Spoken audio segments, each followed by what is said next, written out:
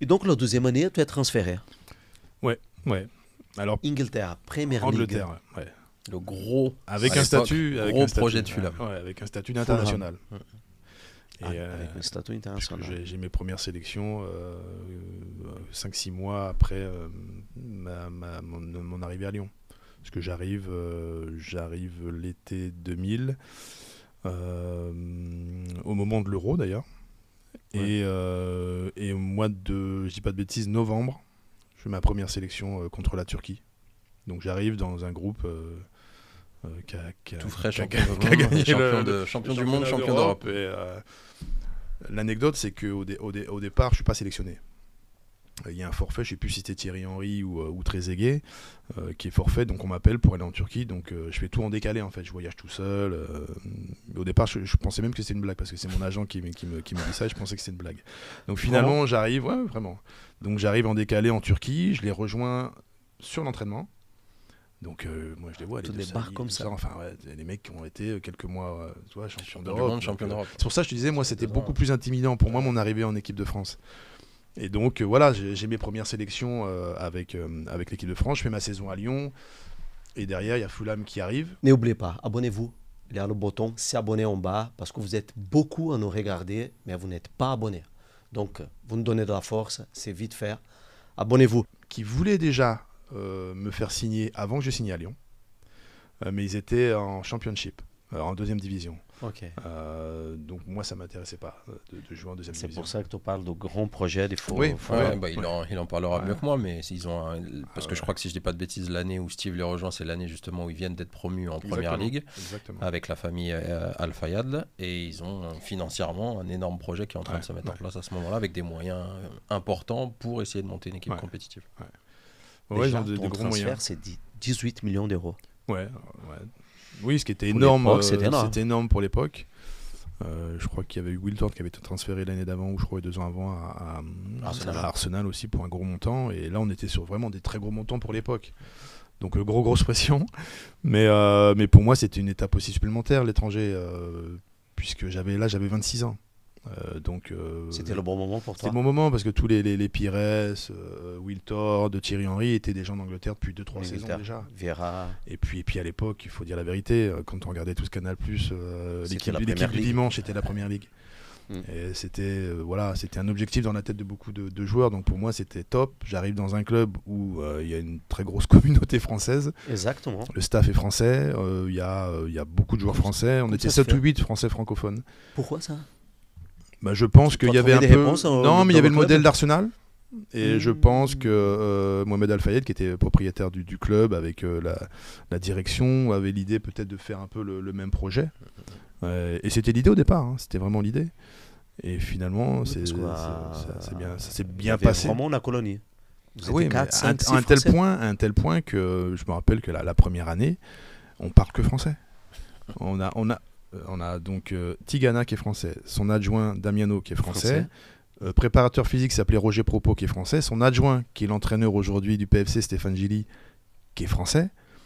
Du PFC. On a beaucoup de joueurs, on a 7 ou 8 français plus des francophones, Abdeswadou qui est marocain mais qui parle français, Luis Boamorte qui est portugais mais qui parlait très bien français. Enfin, il avait un traducteur d'anglais, quoi. Incroyable. Et donc on ne parlait que français. Du coup, c'était donc en fait, les Britanniques Anglais se sentaient à l'étranger. Non, mais ils parlaient, c'est eux-mêmes qui parlaient français, qui avaient des petites expressions et tout ça. Et puis après, à un moment donné, on a traversé une période un peu plus compliquée en termes de résultats. Et donc là, forcément, les Anglais nous sont tombés dessus. Et il nous a interdit, le coach nous a interdit de parler français. Ouais. Ah oui. Donc il fallait qu'on parle anglais. Ouais. Puisque c'est normal en plus, c'était normal. C'est comment l'adaptation à l'étranger pour toi ? À 26 ans, ça a été non, mais je suis jeune, mais je veux dire, vous arrivez tout seul dans un vestiaire étranger, c'est difficile. Je sais pas si on en parlera tout à l'heure, mais quand j'arrive par exemple jouer en Allemagne, il y a des Argentins, des Slaves, des mecs des Pays-Bas. Là, tu es vraiment pas isolé. Là, le vestiaire, tu sens qu'il est hostile. Non, vraiment, tu sens que toi, t'es le Français, t'arrives, on va pas te laisser, tu vois. Donc c'était complètement différent. Là, il y avait beaucoup de Français, donc l'adaptation elle s'est faite. C'était top. Et puis, même en dehors du terrain, j'imagine. Oui, en dehors du terrain, on était ensemble. Et puis on croisait beaucoup de Français en tant qu'adversaires, parce qu'il y a beaucoup de Français dans les clubs, les clubs de première. Donc ça s'est vraiment fait très très rapidement et très facilement.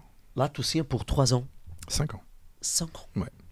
Je signe 5 ans, je fais 2 ans et demi. Alors après, il y a une histoire qui sort, c'est-à-dire qu'il y a des problèmes avec le transfert. C'est-à-dire que Al Fayed a estimé que le transfert avait été trop important. Parce que ma première année, elle est difficile. Le premier match, bim, fissure du tibia sur un tacle. Bienvenue en Angleterre, bienvenue en Première Ligue. Et je reste plusieurs semaines, plusieurs mois avec un plâtre à faire des soins. Donc on commence à me faire sentir, dis donc Steve, on t'a payé cher, mais il faudrait que tu commences à jouer. Mais bon, j'étais blessé. Et derrière, ça m'a mis une pression. Et en Angleterre, on vous la fait sentir, la pression, quand on paye beaucoup d'argent pour vous. Voilà. On m'appelait presque je regardais les coupures de journaux et on disait le joueur qui a coûté tant. On disait pas Steve Marley. On disait le joueur qui a coûté tant à Fulham. Voilà.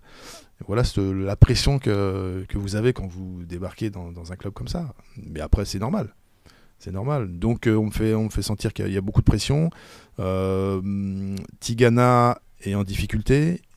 Il part. Enfin, il est viré. Parce qu'on lui reproche aussi de m'avoir fait signer pour un gros montant. Et donc la saison devient très compliquée. Enfin, la situation devient très compliquée pour moi. Ça, c'est la première année. Ouais, c'est la deuxième année. La première année, je fais quand même une fin de saison. Je marque des buts. D'ailleurs, je marque mon premier but contre Manchester. Et bon, voilà. United. Ouais, Manchester United. Donc voilà, c'est correct, mais on me met la pression. La deuxième année, c'est là où on est un peu plus en difficulté sur les résultats. Et que on va chercher un peu des poux dans la tête des uns et des autres, notamment du coach. Il part, il est remplacé, et là on me fait sentir que je suis pas le bienvenu, quoi. Donc que je suis plus le bienvenu en tout cas. Donc j'ai la possibilité d'être prêté, donc je dis oui. Mais il faut reconnaître que c'est un championnat exceptionnel. Enfin, j'ai un petit goût d'inachevé moi avec la Première Ligue, même si j'ai fait un peu plus de 2 ans. Mais c'est incroyable. Difficile. Ouais, c'est difficile parce que déjà à l'époque, alors c'est peut-être moins aujourd'hui, mais moi mon premier match, au bout de 15 minutes, j'étais fatigué. Mais j'étais cuit. Le rythme, le public, faut intégrer ces choses-là. Hein. Donc quand tu le sais pas, t'es surpris. Le public. Oui. Tu prends un coup d'épaule, les mecs se lèvent, le public proche. Ouais, c'est des choses que moi je connaissais pas. Que tu ne connaissais pas. Et donc, au bout d'un quart d'heure, alors après, il y a aussi, moi je pense, l'état psychologique, je me suis mis la pression. Donc j'étais un peu tétanisé, mais moi ce que je retiens de mes premiers matchs, c'est la blessure, premièrement. Et puis surtout, j'étais asphyxié au bout de 15 minutes. Quoi. Et moi qui étais quand même réputé pour être un joueur physique, hein, mais j'étais un enfant. Et derrière, j'ai développé... Tu as des guides. Non. Ton marquage individuel, là. Non, c'est pas ça, mais c'est surtout qu'on avait un préparateur physique qui a bien pris soin de moi et que derrière, muscu... Enfin, moi, je m'en suis pas aperçu, mais mes amis qui venaient des semaines après, qui venaient me voir, me disaient « Mais physiquement, t'as changé. » Mais c'est vrai que j'avais gagné en muscles, enfin voilà. Mais t'es obligé. T'es obligé de faire beaucoup de renforcement musculaire parce que tu tenais pas. Mais tu penses que c'était le staff français qui n'était pas habitué? Le staff français, il arrive avec toi? Non. Eux, ils sont là depuis 1 an. Hein. Ils étaient là l'année d'avant. Non, ils savent. Ils savent qu'est-ce qu'ils vont trouver. Oui, ils savent. Mais c'est moi qui n'étais pas prêt, tout simplement. C'est pas eux. Non, c'est moi qui n'étais pas prêt. Et donc ça m'a pris quand même quelques mois, quelques semaines. Puisqu'en plus, quand vous êtes blessé, vous faites 2 fois plus que les autres. Ouais. Donc moi, je me rappelle, j'arrivais au stade à 10h, on va dire, et je rentrais chez moi à 17h, et je passais mon temps à la gym, quoi, à la salle de muscu. Il y avait de la piscine, il y avait tout un protocole à faire, et je voyais très rarement le ballon. Mais ça forge. Ouais. À 26 ans, oui, non, une belle expérience. Puis je me dis, si je fais pas, maintenant avec le recul, je me dis, si j'avais pas fait toutes ces années-là à Auxerre, je pense que j'explosais. Je demandais à rentrer à la maison au bout de 6 mois, quoi. L'abnégation, encore une fois, comme on disait tout à l'heure, et le vécu qui permet de compenser certaines difficultés après par la suite. La Première Ligue. Hein. Ah ouais. Et puis après, en plus à l'époque, sans être trop dans le championnat. C'était le championnat, et puis le style était un peu différent de ce qu'on voit maintenant, où il y a quand même beaucoup plus d'équipes qui essayent de jouer, de proposer des choses. À l'époque, sans être dans le caricatural, on est quand même sur une période où, à par quelques exceptions. Arsenal en était un peu une, et encore, parce que malgré le jeu qu'ils proposaient en termes d'intensité, c'était quand même très fort. On est sur un championnat où, comme il le dit très bien, si tu n'es pas prêt, et encore plus quand tu arrives de Ligue 1 au niveau athlétique, tu exploses à chaque duel et tu ne peux pas exister en fait. Donc il faut prendre le temps et à niveau technique, tu penses que c'était le championnat pour toi?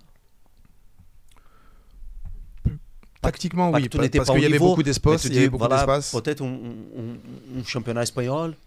Oui, je pense que j'aurais pu. Anglais ou italien, c'est costaud. Mais moi, j'adorais tellement ce championnat que. Tu voulais goûter, quoi. Je voulais y aller. Et puis il y avait beaucoup de Français qui allaient. Donc, et puis on va pas se mentir, en termes de moyens, tout. C'est le jour et la nuit. Et puis Steve avait un profil qui correspondait à ce qui était recherché aussi beaucoup par les clubs anglais à cette époque-là. Hein. Les joueurs français. Très vertical. C'est un garçon de vitesse et qui en plus avait du volume de course. Donc ce qui fait que sur les clubs anglais, c'était vraiment des qualités. On parlait, je ne sais pas si on en parlait, on parlait d'Arsenal et Sylvain Wiltord par exemple, qui a un profil pour moi qui ressemble à celui de Steve. C'était ce type de joueur-là qui était fortement réclamé par les Anglais et qui n'hésitaient pas justement à venir les chercher en France. Exactement. Tu regrettes quelque chose en Angleterre? Je regrette de ne pas être resté assez longtemps. Parce qu'après, effectivement, je suis prêté 2 années de suite à Marseille.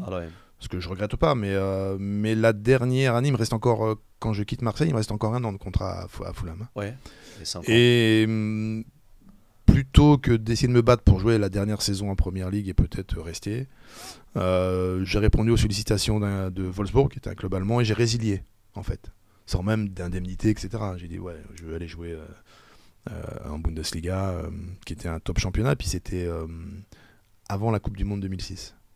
Donc dans mon idée, il y avait aussi, peut-être je me dis, tiens, je vais dans le championnat allemand, les stades neufs, il y aura un œil particulier sur la Bundesliga. C'était peut-être aussi, pour moi, peut-être de faire cette Coupe du Monde 2006, puisque j'avais raté celle de 2002. Et que j'avais été sélectionné quand même en 2005 avec Raymond Domenech. Avec Raymond Domenech. Coupe des Confédérations. Non, il m'avait pris contre l'Israël. Alors j'étais pas rentré, mais c'était un match de préparation, je crois, un match de qualif, je crois. Les Rois.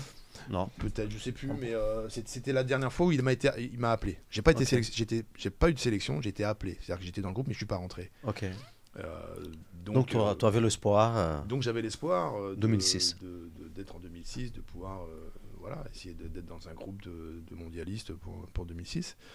Donc voilà pourquoi mon idée de la Bundesliga elle est venue, quoi. Et puis c'était un club c'est assez drôle parce que Wolfsburg c'était aussi un club ça faisait pas longtemps qu'ils étaient en première division, le club de Volkswagen, avec des moyens, avec un stade exceptionnel, un public de dingue.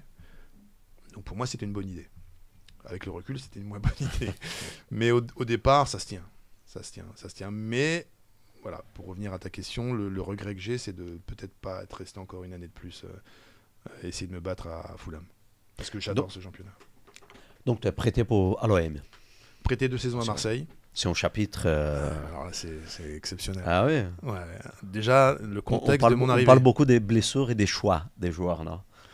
Mais le contexte de mon arrivée... Des blessures, il n'y a pas beaucoup, mais les choix, à la fin, ils sont bien. Oui, je pense pas m'être trop trompé sur mes choix. Oui. Et il y avait toujours une logique par rapport au projet sportif. Juste, c'est des moyens. Il y a toujours une logique par rapport à moi, ma carrière et le projet sportif aussi.